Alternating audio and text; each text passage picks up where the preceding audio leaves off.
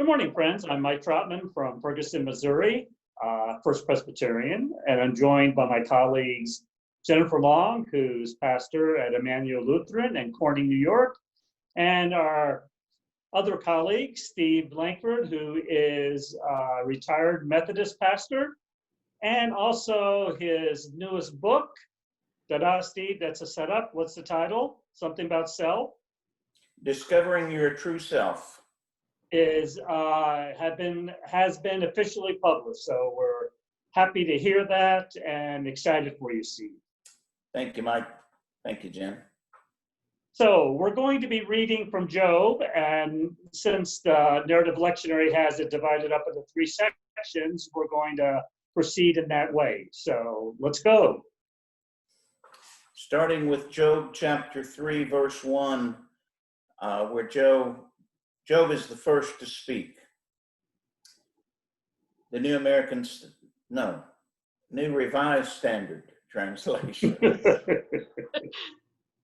After this, Job opened his mouth and cursed the day of his birth. Job said, "Let the day perish in which I was born, and the night that said, a man-child is conceived. Let that day be darkness. May God above not seek it or light shine on it. Let gloom and deep darkness claim it. Let clouds settle upon it. Let the dark blackness of the day terrify it. That night let thick darkness seize it. Let it not rejoice among the days of the year. Let it not come into the number of the months. Yes, let that night be barren. Let no joyful cry be heard in it. Let those curse it who curse the sea, those who are skilled to rouse the Leviathan. Let the stars of its dawn be dark. Let its hope for light but have none. May it not see the eyelids of the morning, because it did not shut the doors of my mother's womb and hide trouble from my eyes." I am continuing in chapter 4. For verses 1 through 9, same translation. Then Eliphaz and Temanite answered, "If one ventures a word with you, will you be offended? But who can keep from speaking? See, you have instructed many. You have strengthened the weak hands. Your words have supported those who were stumbling, and you have made firm the feeble knees. But now it has come to you, and you are impatient. It touches you, and you are dismayed.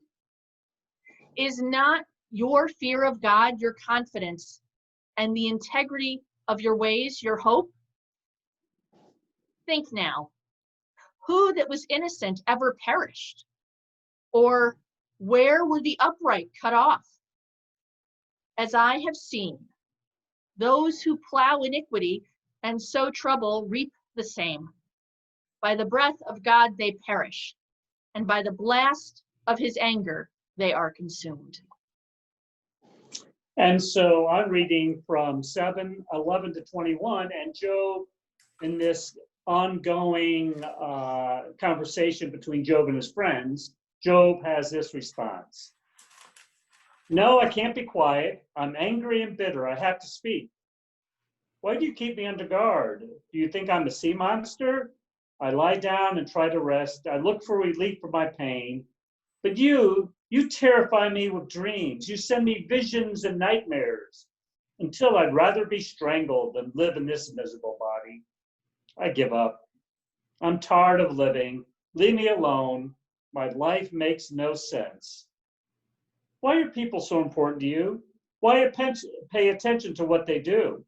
You inspect them every moment and test them every minute. Won't you look away long enough for me to swallow my spit? Are you harmed by my sin, you jailer? Why use me for your target practice? Am I such a great burden to you? Can't you ever forgive my sin? Can't you ever pardon the wrong I do? Soon I will be in my grave, and I will be gone when you look for me." Okay. Man, holy cow. I just think this is so rich. And while it, it's not reading all of the verses in between. I really love that the three movements kind of capture, Job beginning to think about stuff, and then a friend saying, well, let me tell you what you need to hear. And then Job saying, you know what, I really need to just take this directly to God. I think that's, I enjoyed kind of holding those three together and seeing what was there. The text I read out of chapter 3 is a pretty heavy text. The entire chapter, he's basically saying, I wish I were dead. I wish I'd never been born. Yeah. Yeah. And I think it's important, two things about that. Number one, to hear that that is an expression of his pain, not to hear it as an expression of logical thought. Whenever someone's in that condition, it is an expression of their pain and their desire to escape it.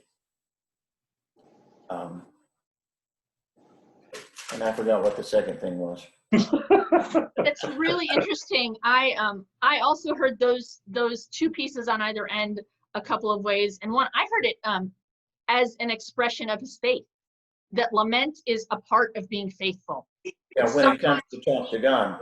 Yeah, that sometimes, well, no, but also that sometimes you need to be able to say, my life sucks. I think that's okay. I also found both his speech about his life and never being born and his speech to God to really smack of teenage angst to me. Maybe I'm a little bit closer to those teenage years. Like I could just hear in my head, Mom, I wish I'd never been born. You're so mean to me. Or, why do all these things happen to me? And I know that I'm not trying to make light of Job, but I also think it reflects some real experience that people may have had at different points in their lives. I mean, I think you can ask that in a really dramatic way, but that you can also kind of experience it in a really, truly honest way. I can't count the number of people who I've sat with after they've lost, this is where I've seen a spouse or a child, particularly a child, when they've said, it would have been better if I would rather have not been born than to have to live through this pain. Yeah. And that's why the book of Job is so rich, is because it reflects our human experience. It doesn't sugarcoat it in any way. I agree wholeheartedly. Shall we talk about Eliphaz? Oh my God. Like, that in chapter 2, they're like silent for 7 days. I think that's so much a better choice than him ever talking. Would have been better off. Opened their mouth and blew it. Yeah. You know what though? Before we get to the time where he says, think now what innocent ever perished. When he's, both times I hear things I think well-meaning people have said, and that I may have been that well-meaning person at one point before I started doing this job. That, I think he's like, do you remember that you've helped people through this kind of stuff? That's been okay. I've never found that in a real life situation of somebody really suffering, that to be useful. But I think he has good intentions when he says it. Sure. But when he gets to like, yeah, and by the way, not only have you helped people, this is all your fault. Clearly. I mean, I'm like, oh, stop talking. Have you ever said that to yourself, Jen? I have said it to myself, but I would never say it, to another person. Right. But what Eliphaz says is very common out of the mouths of people. First, he says, just trust God. You've trusted it in the past, just trust God. That's real comforting. And the second is, you did something to deserve this. God's punishing you. And I've heard people say, why did God let this happen to me? I've been good. In other words, God's punishing me. Yeah. I remember hearing a mom of 2 daughters, one who had kind of gone the traditional route of marriage and family, and one who kind of put, in the mother's opinion, the cart before the horse with the baby coming. And one of the daughter who had done it in what the mom considered the right order, miscarried. And the mother's question to me as her pastor was, so why did this happen to the good one? Mm. But I think that's reflective of what's captured here. Yep. I heard also not just you did this, but that there's a phrase that makes me a little batty. I understand it's not necessarily always the theology behind the phrase that I hear, but that idea that God doesn't give you more than you can handle, or God gave this to you so you could learn something. Yeah. I just don't feel like that is who God is. I definitely feel like that may be human perception of who God is, but I don't necessarily think that's true. Well, it's a human attempt to find some kind of rationale, understanding, because if we can just explain it, then we can control it. And that's suffering and evil are beyond our human understanding, i.e., we can't control it. And if I can just explain it about that person, my control means I can keep it from happening to me. Absolutely. Yeah. I also found this really calling me to struggle with, how do I understand suffering in the midst of Black Lives Matter and in the midst of the protests, when I may be standing in the place of the friend? I am not a person of color. I have not had those experiences. How am I called to recognize and hear the suffering in a way that honors it, in a way that I can learn that suffering might not continue? I think it was instructive at the beginning that they sat for 7 days. In silence. In silence. And, one of the things that I've learned through my experience is that sometimes you just got to sit with the pain. And you can't explain it away. You can't explain the pain of another person. But what you can do is bear it just for a little while, maybe longer, and let them and be a place for them to work through it with you instead of trying to fix it for them, which is a professional hazard as a pastor. Sometimes we fall so easy in the job of trying to fix people's pain and not just sitting in it, because it makes us too uncomfortable to sit with that. 7 days is a long time to sit, but sometimes it takes a long time, to be able to listen and let it seep in and work its way through it so that we may be present with them. Which requires us to manage our anxiety and our pain in that. Our efforts to fix the others to lessen my anxiety. Absolutely. It makes me uncomfortable. Yep. I wish I could remember the exact quote. I should have thought to bring it with me, knowing that this was one of the directions my head went in.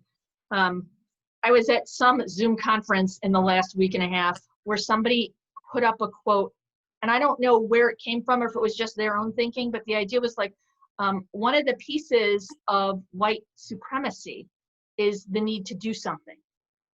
And I really heard that as fixed, Wow. and that we really struggle. That I as a white person really struggle with just having to sit and do nothing. I just thought it was interesting, especially in the light of how the friends respond, because they do sit and do nothing at first. Yeah. But they can't hold that line. No. And then they have to start spouting the party line. Yeah. God rewards the righteous, God punishes the wicked. You're being punished, you must be wicked. Yeah. Well, and that was kind of that was kind of how they understood everything. I mean, that was their theology of, if something bad happens to you, this is how we understand it. Clearly, you've angered God. If something good happens to you, clearly you've pleased God. I like to hope we've come a little further than to think it's as simple as that. Yeah. It's still common. Yeah, I agree. Still common. Speaking of displeasing God, Mike, how about that tirade when Job is going off on God in what you read? I love the translation of it. Yeah. I think it's, Job is really, and I talked to Jenn about this in a previous conversation, that Job really is built on two pillars, I think. One is respect and dignity of the human being no matter who they may be, and respect and dignity for God. So it doesn't mean Job is letting out his pain before God, and he trusts God. He doesn't condemn God. He's just saying, he's just letting out his pain. And he does so in a way that I think he knows God can bear it. In some ways, he has the faith that God can bear that pain. I came across the quote that I heard before in a variety of different situations by Howard Thurman. It says, "How can I be me without getting in the way of being you? Without, me getting in the way of being you." And I think, wow, how do we allow others to be who they are without us getting in the way, without our anxieties, without our fix-it mentality, or even something that all of us count as very precious, and that's our theology. Can we let go of even those kind of things so that we may be present and allow the other person to be who they are so that they may heal and find their path? And be where they are and experiencing what they're experiencing. Absolutely. I was just thinking how apropos that is for me when I think about the family with whom I live. Like how often a kid says something to me, only really for me to listen, but me immediately feeling moved to tell them what I think about it. That I do that also with my husband, but also the congregation member who called me on the carpet when I was giving them the explanation I just gave to you guys about how, I don't think everything happens for a reason. I think God brings reason to everything that happens, and to have them look back at me and say, yeah, but I do. Go, maybe doing my own thinking is important, less giving you my own thinking. I don't know. Yeah, that's so. What comfort do you get from believing that God has a reason for everything? Why do you have to blame it on God? Well, it comforts. It calms me down. It's like there's a trust there. And I think one of the things that I truly believe is that it's not up to me to take away someone's coping mechanisms, crutch that they need at the particular time, or their rationale or their reason, how they're holding themselves together. It's not up to me to take that away from them. That's where they're at that time. In fact, that's not kind. Yeah, because what am I going to replace it with?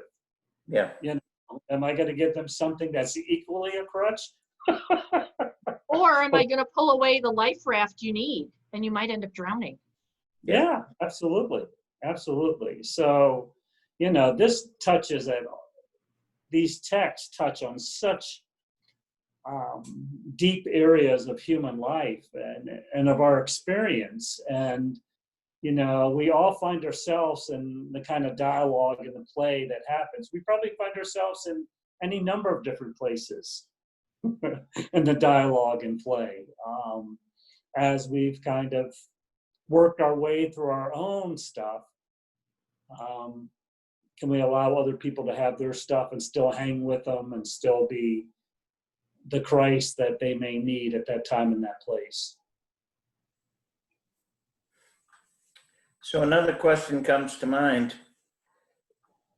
is, how do we move beyond inadequate theology if we don't have the courage of Job to pray our pain the way he did? If our prayers are always going to be proper, how can we ever move beyond trying to please God and just trust in grace? That make any sense? Yeah, it did. I was trying to decide for myself, like, do my prayers always have to please God? I'm not sure they do. But I'm not sure either how I necessarily measure that in others. How do you know for sure? But if you live out of this theology that God rewards the righteous, if you live out of the theology that there's a reason behind it, then we're going to do our best to please God to avoid stuff. And that's going to translate into the way we pray. I hear that. Yeah.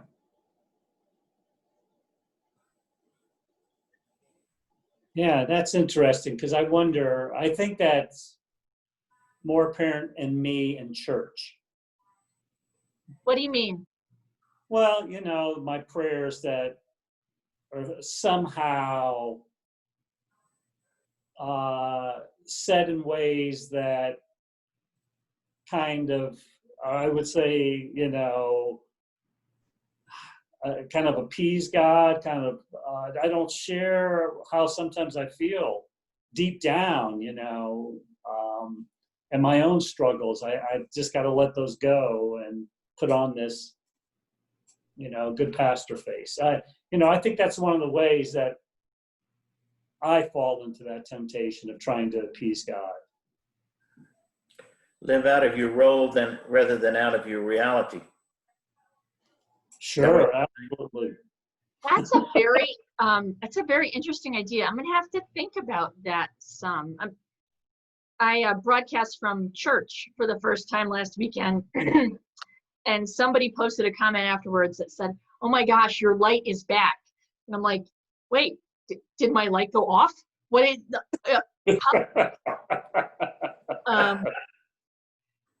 But I guess I have always thought that probably most of where I'm at, what I'm feeling and thinking ends up showing up on my sleeve. I mean, you may not be able to read it as clearly as if I said it out loud, but that it is evident. And I thought, well, I guess that's evidence of something. I'll just have to, I mean, there's nothing I can do about it now. I'll just have to learn to live with it. But what does it mean to be proper and put together?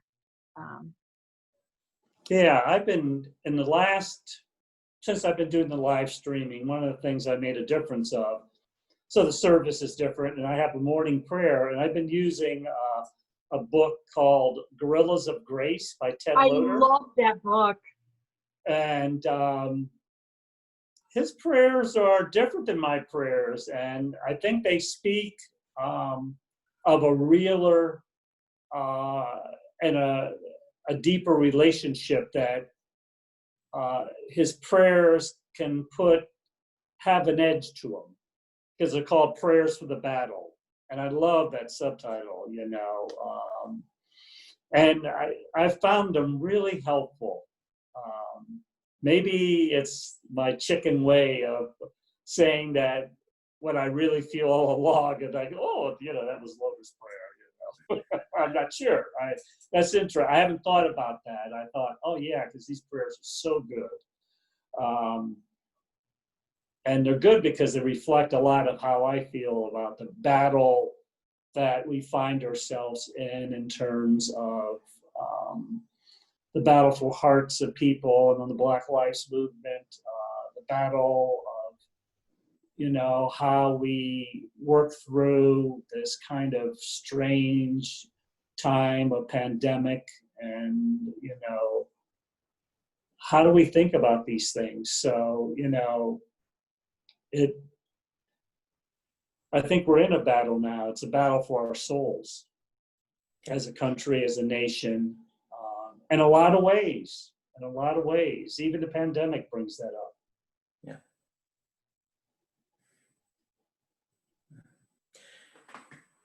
What I struggle with, I love the concept of sitting with the Black Lives Matter, our brothers and sisters of color, just sitting with their pain. I have a much more difficult time with those who resist it. All lives matter. I support the blue. Those who are so desperately fighting to protect a way of life that is being questioned and challenged. I have a hard time sitting with their pain. Yeah. You know what? I will say that if you had asked me in 2014, that I would have probably told you that I thought Black Lives Mattered and Blue Lives Mattered, and that those two things did not have to be mutually exclusive. And I don't think it's something magic that's happened in me. It's just, maybe time has given, sorry, we've gone 20 minutes. You notice I'm not stopping talking. I don't want to talk about, like, I think I've done some good work. Just somehow there's been just a little bit of growth for me to be able to say, yeah, that was an interesting thought back in 2014, but now we're talking about two different things. One is a choice, and one is something that was never a choice. One is something that we're talking about mattering over not even a century. The other is something we're talking about having happened over at least 4 centuries and much longer than that.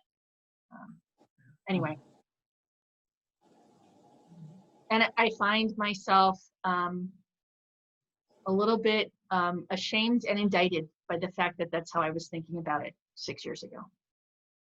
Why don't you celebrate where you are today rather than condemning where you were then? I'm not close to considering that either. Oh, come on, let her suffer. Don't bail her out, Steve. Which is all said in response to Steve. I find myself very, very irritated now by people who say all lives matter. Very, very irritated by the other. You know, just yeah. Well, I jumped into my fix-it mode because I don't like anyone to live with guilt. So I was just fixing you. Oh, well. How is it that I'm the one that needs to be fixed in this group? I'm just asking. Oh, come on. Hi. Anyone who has heard us talk knows that all of us got our little things that we have to figure out and continue to figure out. I mean, that's part of the journey, isn't it? I think looking at it from 2014 to 2020, I have also had a shift in how I think about things. And how I perceive the realities today. Are they any different than it was in 2014? No. But things have shifted in me. And the reality smacks me in the face in a different way that has opened me up to see and hopefully to say that, you know, yeah, 2014, I wish I would have had a bigger sense of, you know, all the dynamics at play, but I didn't. I really didn't. And 6 years later, it's different for me. It really is. And that is the essence of the journey. Learning, Yeah, growing, and changing. And I think it tells you something about just the nature of the conversation too. How hard it is for people to kind of think about this stuff and, you know, open themselves up and to hear and just, you know, as it's been said numerous times, if it wasn't for the video, George Floyd would have been another casualty of Black life. A statistic. Yeah, in this country, another casualty. Absolutely. And of course, this is what we see in the book of Job. Apart from these kind of crises that bring challenge, how do we grow and change?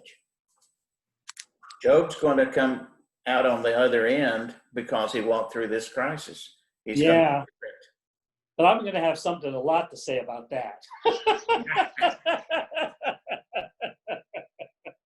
So I think that's where my button gets pushed. Yeah. Okay, yeah, and we don't have enough time for me to go where I want to go with that. So while I just let the timer go off and then gave us another 5 minutes, believe it or not, we have already burned through that. So I'm thinking maybe we should let everybody, I don't know, finish their lunches, do something else with their day besides just listen to us talk. What? Maybe it's time for us to sit in silence. Oh, yeah, yeah. Biting my tongue.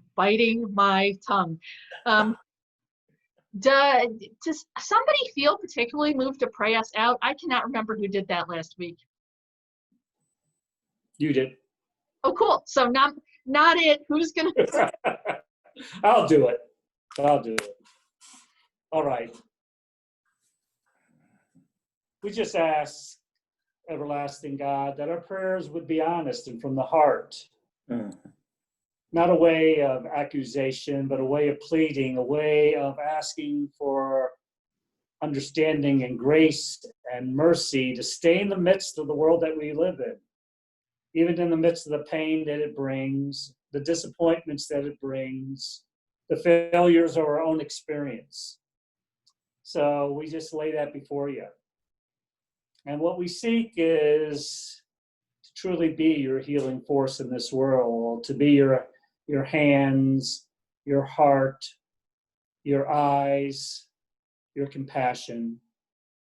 Let it be so among us, and may we find the grace and goodness to continue to walk the walk and join the battle when we're called. For we ask these things in your Son's name, who surely taught us how to walk. Amen. Amen. Amen. Thank you for conversation and peace, friends. Peace of Peace. Christ.